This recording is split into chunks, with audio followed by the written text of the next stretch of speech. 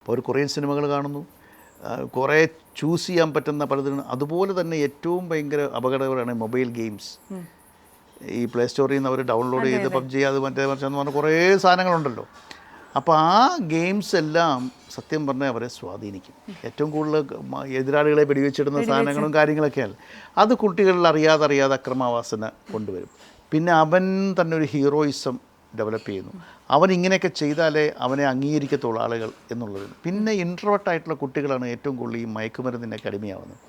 അവർക്ക് അവരെ സ്വയം പ്രദർശിപ്പിക്കാനോ അല്ലെങ്കിൽ അവർക്ക് ജനങ്ങളുടെ മുമ്പിൽ നിൽക്കാനോ അല്ലെങ്കിൽ പിന്നെ തൻ്റെ കഴിവുകേട് മറച്ചു വെച്ചുകൊണ്ട് അവർ സ്ട്രോങ് ആയിട്ട് നിൽക്കണമെങ്കിൽ ഈ സാധനം ഉപയോഗിക്കണമെന്നൊരു മിഥ്യാധാരണയുണ്ട്. സത്യം പറഞ്ഞാൽ ഓരോ ദിവസവും അവർ മരിച്ചുകൊണ്ടിരിക്കുകയാണ്. അവരത് മനസ്സിലാക്കുന്നില്ല.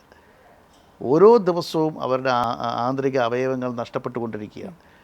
അവരുടെ ചിന്താശക്തി, അവരുടെ ബോധം, സ്വയംബോധം എല്ലാം നഷ്ടപ്പെടുകയല്ലേ.